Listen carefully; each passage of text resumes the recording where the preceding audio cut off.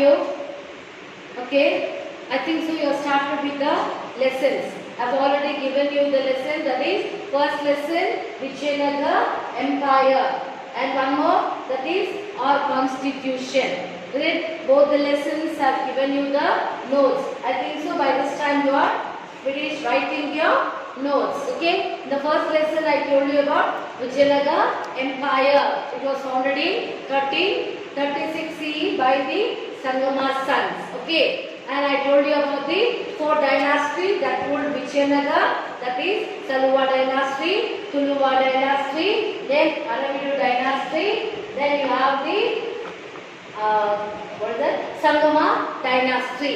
Okay. And I told you about the importance of each dynasty. And I told you the greatness of Vijayanagara. That is Krishna Devaraya. And I told you when you talk about Vijayanagara, the name Krishna Devaraya comes in your mind. Okay. So I told you about the art, architecture, sculpture, literature, everything I have explained to you. Okay. So now today I am going to start with the Bahmani Adil Shahs. Okay. Bahmani Adil Shah. That is your second lesson in your history. Understood? That is your second lesson in your history, Bahmani Adil Shahs. Okay. So now introduction I am going to give it to you. That is in 1336. That is the Vijayanagara Empire was established on the southern bank of Tungabhadra. Whereas this one, that is this Bahmani kingdom, it was established in 1347 CE. It is on the northern part of the Vijayanagara Empire. Okay, it was founded by Alauddin Hasan Gangu Bahman Shah. I will repeat it again. It was founded by Alauddin Hasan Gangu Bahman Shah in the year 1347 CE. Understood? It was founded on this time. So he was working in the army. He was working in the army of Delhi Sultan, that is Muhammad bin Tughlaq. He was working as in the army. Okay, under Muhammad bin Tughlaq. Okay. Now next I am going to tell you about the Bahmani Sultans. Bahmani Sultans. That is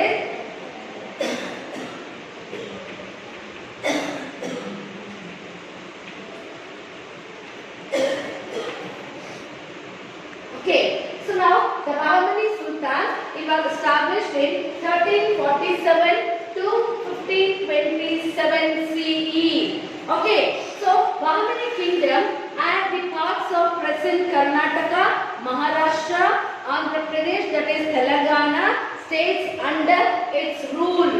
In the beginning, Kalburgi and later Bidar was the capital. Okay, Bahmani Empire was in the northern part of the river Krishna. Okay, Bahmani kingdom, it was under, that is the river Krishna. And whereas Vijayanagara Empire was in the southernmost, it was on the southern side of the river Krishna. Understood? The two differences I told you, that is the Vijayanagara Empire was on the northern side of the river Krishna, whereas this Vijayanagara, it was on the southern side of the river Krishna. Understood? So next we are going to explain about the northern part of the Krishna river, and Vijayanagara Empire was in the southern part of Krishna. Okay, now Tajuddin Firoz Shah, he was a great sultan in the Bahmani dynasty. Who is that? Tajuddin Firoz Shah. He was a great man. He was a great sultan in the Bahmani dynasty. Okay, he was liberal. He was judicious. He was a believer of God. He believed in God. Okay, he made copies of Quran. He made many copies of Quran and edited for his whole life. Okay, he was a writer. encouraged all languages, and he was also expert in geometry and theology. He himself was a poet. He himself was a scholar. He encouraged all the writers, scholars, philosophers. He sheltered. He gave them shelter in his place, like philosophers, poets, even the artists, and had honored them. He had honored them. Moreover, he gave them the shelter and he encouraged them. Okay, he propagated the beauty of his capital, Kalburgi. The beginning I told you, Kalburgi was his capital. He built a new city. He built a new city called Firozabad. Built a new city called Firozabad on the bank of Bhima river. On the bank of Bhima river, he built a beautiful city called Firozabad. Okay, now he gifted many villagers to Sophie says. Okay, so now he concentrated on the development of ports, and as a result, foreign trade was encouraged. So this is about Tajuddin Firoz Shah. He was a scholar, he was a poet himself, and he encouraged all the philosophers, the artists, the scholars, and he sheltered them. And he built a beautiful city in the name of his capital, that is Kalburgi, okay, on the river Bhima, on the banks of river Bhima, he built a beautiful city called Firozabad. Okay, so he was a scholar. Moreover, he was very judicious. His judgment was perfect. He was a good administrator. Okay, that is why I told you before that I told you this Tajuddin, that is Tajuddin Firoz Shah, he was a great sultan during the Sultan period. Okay, and moreover he concentrated on the development of the ports, and as a result foreign trade was encouraged. Okay, these are all the beauty, these are all the goodness, these are all the administrative effect of Tajuddin Firoz Shah. Okay, next I am going to talk about Muhammad Gawan. Muhammad Gawan, that is in 1463 to 1481 CE. Okay, 1463 to 1481 CE. Okay, all credits of making this Bahmani dynasty great goes to, though I told you Bahmani kingdom was founded by Alauddin Arslan Gangu Bahman Shah. Okay, so after that I told you Tajuddin Firoz Shah, he was a great sultan during the Bahmani kingdom, and now that is Muhammad Gawan. All the credits goes to Muhammad Gawan. Okay, basically he was a Persian king. Basically he was a Persian king and worked honestly as a prime minister in the regime of Sultanate, that is Muhammad Shah III.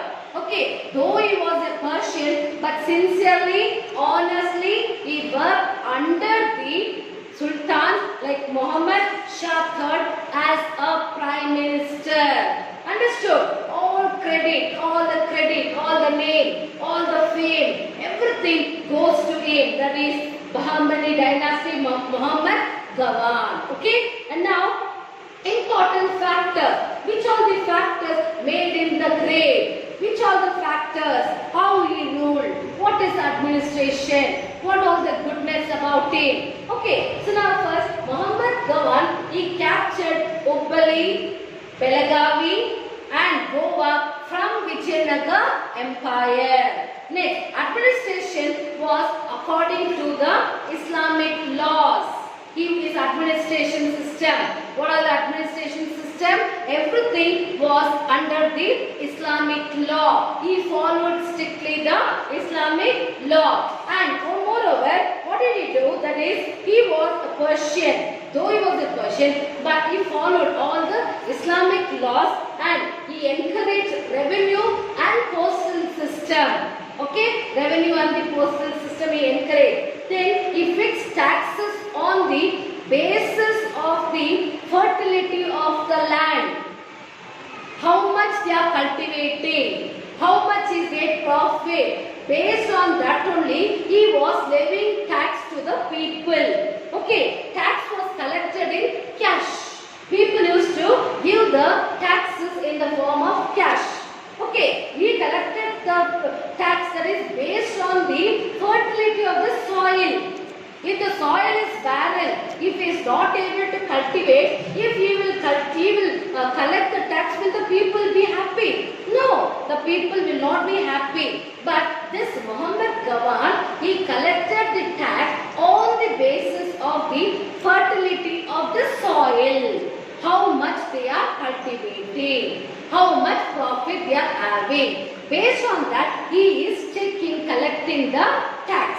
The tax should be given in the form of cash, and some of the taxes also he abolished.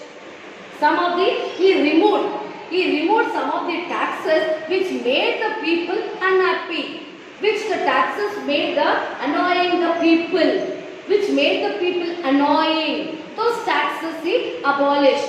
He removed those taxes. Okay, next, as a philosopher himself, I told you in the beginning, he was a philosopher, he was himself a poet, he himself was a, artist and everything I told you. Okay, so now as a philosopher, Muhammad Gawan, he founded a madrasa. What is a madrasa? Madrasa is nothing but a university. Okay, he established a university. It encouraged Islamic religious and legal education. Okay, now astronomy, mathematics, history were being studied here. Okay, free education and hostel facilities were provided. Though he was a philosopher, he encouraged the studies, he encouraged all these scholars. Okay, free education was given and hostel facilities also he provided. Around 3,000 manuscripts were in the library of Madrasa.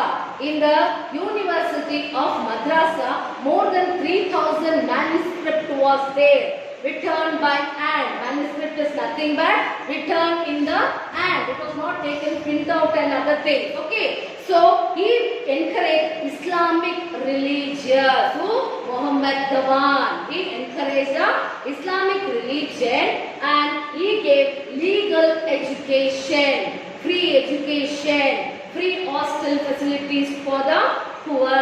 Okay, then Muhammad Gawan, next he encouraged a lot of making the Bahmani kingdom great. Whoever it is, whatever it is, the king's aim is to make his kingdom great. In that sense, this Bahmani Muhammad Gawan, what did he do? He wanted to make his kingdom great. Regional leaders were jealous of his fame. Now, the regional leaders, they were jealous of him and conspired to have him murdered. On the Gawan's tomb, it is written, you see Gawan's tomb, it is written that innocent Gawan was killed. Even to today, if you go and see Muhammad Gawan's tomb, it is written that innocent Gawan was killed. Okay, he was innocent, though he was worthy, a great scholar, poet, he encouraged, he abolished so many taxes which was annoying by the people. Though that is, but the religious people, the regional leaders means the state-wise leaders will be there, no? The states leaders were there and they were annoyed by him and they murdered him. Okay, next I am going to explain about the central contribution, that is education. Okay, now Bahmani Sultans, they encourage Islamic education. Okay, they encourage the Islamic education. Chanting of Qurans was a part of education. Kalburgi, Bidar, Elichpur and Daulatabad. These were all the Islamic educational centers. Okay, Kalburgi, Bidar, Elichpur, then Daulatabad. These were the Islamic educational centers. Okay, during poor people and orphans, they provided free food and shelters. Okay, and scholarship were given to students in madrasa, in university. In university, that is the poor children, the orphans, they were given the scholarship for their further studies. He encouraged all that. The Bahmani kingdom people, they encourage all this. Okay, now Quran, philosophy and plus principles of Sufism. Okay, Quran, philosophy and principles of Sufism were taught in the schools. Okay, so he encouraged all that. That is, there was Kalburgi, Bidar, Elishpur, Daulatabad. These were the Islamic educational centers. Okay, they gave the poor and the orphan the shelters and free education. Free scholarship also was given. That was the condition of the education. Okay, so they taught this one. Quran, philosophy and principles of Sufism. These were taught in the Islamic schools or in the madrasas. Okay, so next I am going to explain you about literature. Okay, literature activities were gradually encouraged by Bahmani sultans, and they sheltered many philosophers, poets and writers. Okay, they encouraged, they gave them shelters. Okay, now Firoz Shah, Muhammad Shah II and Muhammad Gaman were writers and ministers, poets. They themselves was a poets. They themselves was scholars. Okay, now during the regime, Persian, Arabic and Urdu literature were developed. Okay, great Sufi saints and writer Bantewaz belong to this period. Okay, now the language that they were foreigners used became famous as Dakhani. Okay, the language that they and other foreigners used, that was called as Dakhani, and later it became developed as Urdu language. Okay, so there the languages changed. First it was Dakhani and later it was developed as Urdu language. Understood? So this one was the contribution toward educational and literature. Next I will be explaining to you about the sculpture. Bahmani dynasty. Next I am going to talk about the sculpture. So the history of Bahmani dynasty is famous for sculpture and architecture. Okay, monuments in Bidar, Kalburgi and other places are in Indo-Islamic style. It is built in the Indo-Islamic style. Indo means Indian, Islamic style. Okay, Indo-Islamic style, and it is familiar as Dakhani style. It is familiar as Dakhani style. It is familiar. So the first contribution of the Bahmani kingdom was the Jamia Masjid of Kalburgi. Okay, Jamia Masjid of Kalburgi built by Muhammad Shah. First contribution. Okay, first contribution. Then the meeting halls were constructed. We built very architecture works was there. Sculptural works was there. Okay, so with the major attraction here, tombs of sultans are in Kalburgi and they are also decorated. Okay, they are also decorated very beautifully. Architecturally, they are decorated. Even to now, if you go and see the mosque there, it is so beautifully carved. It is architecturally painting, drawing, sculptural work. The tomb of Bandewasi, it is the prominent monuments of Kalburgi. Very important. Okay, his tomb is very, very important. Next, Bidars Solar Kamba Mosque.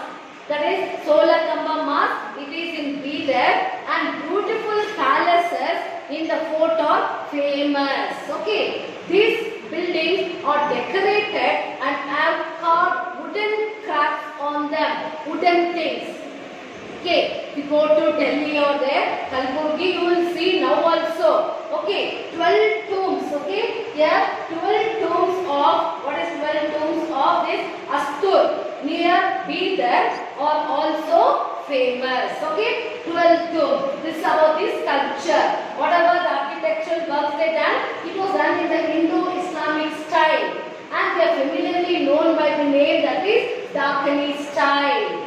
The first contribution was the Jamia Masjid of Kalburgi, built by Muhammad Shah.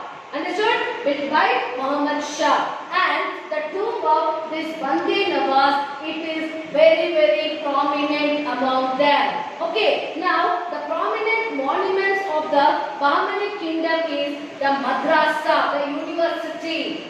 It is very prominent, okay, which was built by Muhammad Gawan. I told you in the beginning itself, all the credit of making the kingdom goes to Muhammad Gawan. Okay, it is 242 feet wide, okay, and 222 feet long, okay, 56 feet high, and 3-storied buildings. 3-storied building, that is Madrasa, university. Okay, the building which is more than 5 centuries old appeared to be declaring its glory, because it was built very long, but now its beauty is becoming declining slowly. Okay, it is declining. Okay, though it was more than 5 centuries old.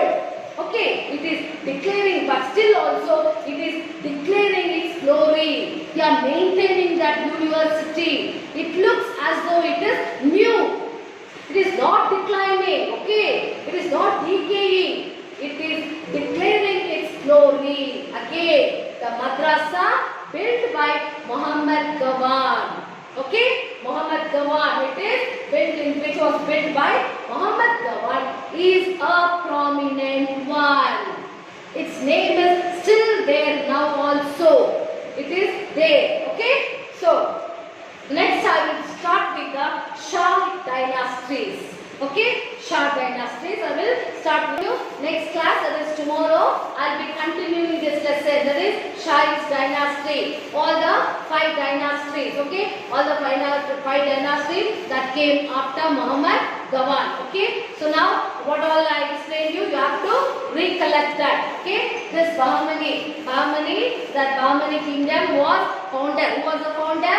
Bahman Asen Gangu Bahman Shah. Okay, he was the founder. There was continuous battle between the Bahmani kingdom and the sultans of Bijapur kings. They were continuously fighting.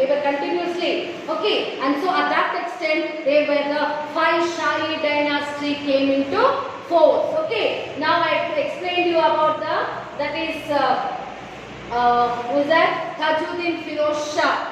Tajuddin Firoz Shah, he was a scholar himself, he was judicious, he was justice, he believed in God. He was a great expert in geometry and theology. Okay, he himself was a scholar, poet. He sheltered many philosophers, scholars, artists. Okay, and he gave free education for the people. Okay, then he sheltered many peoples like poets, artists and so on. He honored them. Okay, next I told you he established a observatory in Maharashtra. Okay, in Maharashtra he established a observatory, and he worked with this. After him I told you about the Muhammad Gawan. All the credit of creating the Bahmani kingdom goes to Muhammad Gawan. Okay, he was a Persian, and though he was a Persian, he worked sincerely as a prime minister under the Sultan Muhammad Shah III. Okay, what all he places? He captured so many places: Hubballi, Belagavi, and right from Goa, from Vijayanagar Empire. And moreover, he was happy with the people. Okay, he collected the tax on the basis of the fertility of the soil. Okay, and all the taxes he collected in the form of cash. Okay, and I told you about the education system. Then then this culture and whatever literature, that all I explained to you. Okay, you go through the textbook. If you have any doubt, you can ask me. Okay, I will be I think you have copied the notes for the lesson. First lesson history and first lesson civics. Okay, so now I will be sending you, maybe today or tomorrow I will be sending you the notes. You just copy the notes. Okay, copy the notes and finish the notes. Don't waste your time. So far I think so you have studied the 2 lessons. 2 lessons I will be giving you test also. I will be giving you test. Okay, you will have to write me the answers and send it. Okay, so that also I will be providing you. Okay, I will get the papers ready for that and you will write the test also. Okay children, so complete the notes, study well. Okay, thank you.